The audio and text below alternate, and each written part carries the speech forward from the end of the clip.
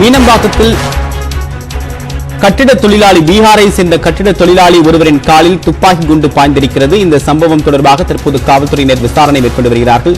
விவரங்களோடு இணைகிறார் நம்முடைய செய்தியாளர் சுரேஷ். விவரம் என்ன? தற்போது அந்த தொழிலாளருடைய உடல்நிலை எப்படி இருக்கு? இந்த விபத்து எப்படி ஏற்பட்டது? குண்டு எங்கிருந்து பாய்ந்தது? அதாவது சென்னை பல்லாவரம் அடுத்த திரிசூலம் பகுதியில் சங்கர் என்பவருக்கு வீடு கட்டும் பணி நடந்து வருகின்றது. அதில் பீகார் மாநிலத்தை சேர்ந்த அஸ்லாம் என்பவர் பணிபுரிந்து வருகின்றார்.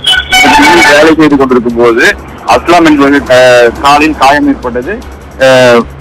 காலில் அதிக அளவு வலி ஏற்பட்டால் உடனே அங்கிருந்த ஊழியர்கள் அவரை குரோப்பேட்டை அரசு மருத்துவமனை சிகிச்சைக்காக அனுமதித்தனர்.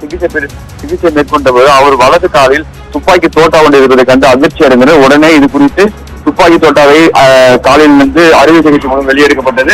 அதன் பிறகு இது குறித்து பல்லாவரம் காவல் தகவல் தெரிவித்தனர். தகவலின் அடிப்படையில் அந்த குண்டை பறிமுதல் செய்து மேலும் விசாரணை மேற்கொண்டனர். விசாரணையில் மீனம்பாக்கம் பகுதியில் CRPF என்ற வீரர்கள் துப்பாக்கி பயிற்சி மேற்கொள்ளும் போது இந்த குண்டு ஏற்பட்டிருக்கலாம் என்ற கோணத்தில் விசாரணை மேற்கொண்ட இந்த சம்பவம் பல்லாவரம் பகுதி பெரும் பரபரப்பை ஏற்பட்டுள்ளது.